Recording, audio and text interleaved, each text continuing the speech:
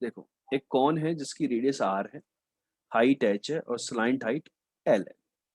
The conical vessel is completely filled with water. A sphere is immersed in the conical vessel.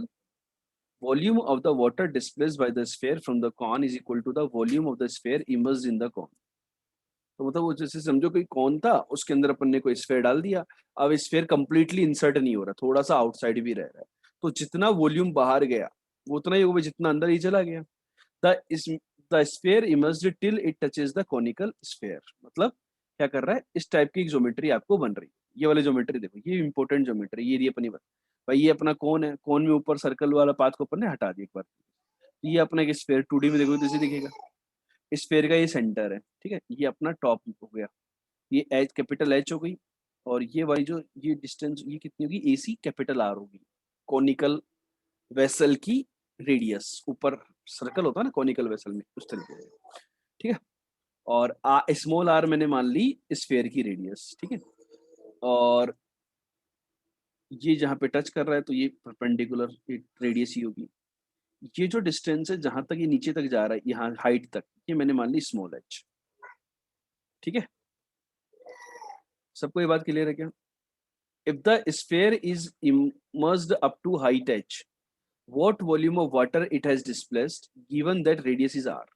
मतलब कितना volume इसने displace कर दिया है उसके बारे में बात करें, ठीक है। अब आप ऐसे समझो कि यदि हम किसी भी मोमेंट पर, यदि मैं बात करूं, तो इसे समझो ये स्फेयर है, यदि ये इसके अंदर गया तो यहाँ पर ये वाला जो है ना, ये देखो ये वाली चीज भाई, यहाँ पर कुछ एक लेवल होगा, उस लेवल तक जहाँ पर ये डूबा हुआ है उसके अंदर, वहां तक यदि हाइट y है, तो जो सेंटर से रिमेनिंग हाइट होगी कितनी हो जाएगी, r-y हो जाएगी इसकी, ठीक है। ये बात समझ में आ गई शेडेड डिस्क की? भाई जो आपको वहां टच करते हुए नजर आ रहा होगा यहाँ पर, ये डायग्राम में आपको कुछ इस प्रकार से एक सर्कल बनेगा कि नहीं बनेगा इसे? आप थोड़ा इसको ऑब्जर्व करके देखो कि एक कोनिकल ग्लास है राइट, कोनिकल ग्लास। अब आपने कोई बॉल डाल दी, तो बॉल का कंप्लीटली टच, मतलब बॉल जहां टच कर रही होगी दोनों साइड में ग्लास को, ग्लास के जहां टच कर रही होगी उसके साइड में भी कुछ जगह होगी, आपको पानी दिख रहा होगा, लेकिन वहां पर जहां टच कर रही होगी वहां पर एक सर्कल बनेगा कि नहीं बनेगा? तो उस सर्कल के बारे में बात कर रहा हूँ। ये शेडेड डिस्क जो है ना वो सर्कल है, जो कि यहाँ से मतलब जहाँ बेस जो है ना स्फेयर का, बॉल का, उससे वाई डिस्टेंस पर इसकी बना रही है, ठीक है। तो ये जो है ना, ये इसकी रेडियस यदि मैं बात करूं भाई, इसकी रेडियस क्या होगी शेडेड की? तो शेडेड की यदि मैं रेडियस की बात करूं तो इसकी रेडियस यदि r डैश है, इसकी रेडियस क्या है r डैश, तो वो क्या होगी बेटा, इसकी रेडियस यदि r डैश है तो r डैश का वैल्यू क्या होगा भाई, इसकी टोटल रेडियस कितनी थी r, तो r² minus r minus Y का स्क्वायर, ये r डैश का स्क्वायर आ जाएगी।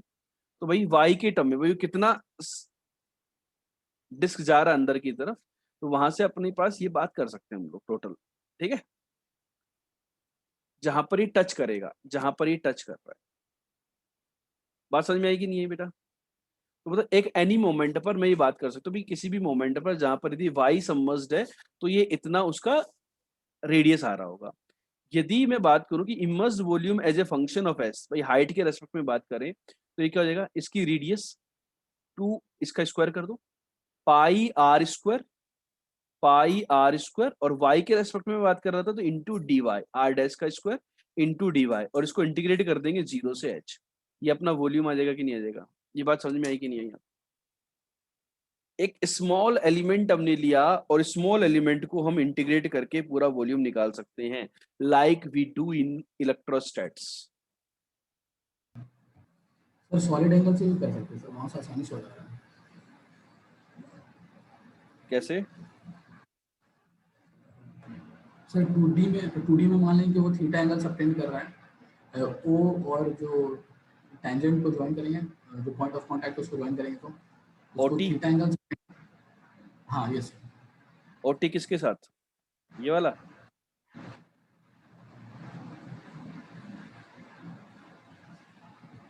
ओटी और टीबी, यस सर, वो ठीक है, थीटा। देन उसके बाद सर मैं छोटे वाले पोर्शन में को बस डिप किया था, तो वहाँ से और आसानी से फील होगा, मुझे समझ आ रहा था। जो इस ऊपर वाले वाला में पोर्शन,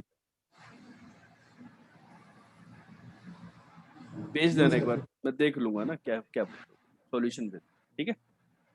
यस सर। तो ये अपना वॉल्यूम आ गया। अब मतलब हमने क्या किया, ये जो ट्राइंगल एबीसी है ना, और ये जो छोटे वाले ट्राइंगल है ओबीडी, इनमें अपन वो लगा देंगे आर बाई आर रेशियो, और वहां से आपके पास डिस्टेंसेज में रेशियो आ जाएगा, आर एच और आर में रिलेशन आ जाएगा। रिलेशन से अपना वैल्यू लिख दोगे आप, स्मॉल आर की वैल्यू इन टर्म्स ऑफ क्या हो। ये बात समझ में आ गई, दूसरा वाला तो आसान है। क्लियर हुआ ऋषभ? इन दोनों ट्राइंगल में टेन सर थीटा, बोलो कोई डाउट हो? सर वो जो आपने इंटीग्रेट किया ना वो थोड़ा समझ नहीं आ रहा है। भाई किसी भी मोमेंट पर ये जो जहाँ पे टच कर रहा है, भाई यहाँ पर किसी भी मोमेंट पर कितना एरिया है, एरिया इंटू वाई, कितने डेप्थ में गया अपन, किसी मोमेंट पर वाई डिस्टेंस पर अपन ने रेडियस निकाल ली, वो वेरी करेगी ना भाई, कितना कितना वॉल्यूम जाता जा रहा है अंदर। जैसे आप अंदर डाल रहे हो उसको बॉल को, तो बॉल को जा रहे हो तो अंदर, तो वहां पर एक क्या होगा, circular face, circular face submerge करेगा अंदर किसी भी मोमेंट पर। ऐसे समझो यदि बॉल को नीचे से काट देते हैं अपन, तो वहां पर क्या होता है, आर रेडियस का एक सर्कल नजर आ रहा है आपको, आर डैश का, तो उसकी रेडियस निकाल ली पहले। तो किसी भी मोमेंट पर रेडियस कितनी होगी, वो डिपेंड करेगी वाई के, भाई कितना कितना नीचे जाते जा रहे हैं, उतनी उतनी रेडियस का एरिया। अब इनटू हाइट, तो वहां पर क्या हो रहा है, जीरो से वाई तक, जीरो से एच तक, हाइट एच तक सबमिट की है, तो अपने पास ये वॉल्यूम आ गया कि वो डिस्क जो थी, जो शेडेड डिस्क जो बन रही है, जो इमेजिनरी डिस्क होगी बेसिकली, जिसकी अपनी रेडियस बढ़ती जाएगी जैसे जैसे नीचे जाते जाओगे, तो जो सबमर्ज्ड जो स्फेयर होगा, बॉल होगी, उसका जो सर्कुलर पाथ होगा, उसकी रेडियस बढ़ती जाएगी जब तक वो डायमीटर तक ना पहुंच जाए, ठीक है। तो वो बढ़ती जा रही है, और इनटू डिस्टेंस ऑफ वाई, मतलब लेंथ बोल सकते हैं, हाइट बोल सकते हैं। तो उसके रेस्पेक्ट में अपने पास क्या आएगा, area into height, that is the volume. ये से समझ में आया। ठीक है, देन सेकंड पार्ट तो हो जाएगा इसका, राइट, आसान है। वहां पर देखो ये वॉल्यूम का फंक्शन निकाल करके उसको डिफरेंशिएट कर देना, डीवी बाई डी एच। ये सर हो जाएगा।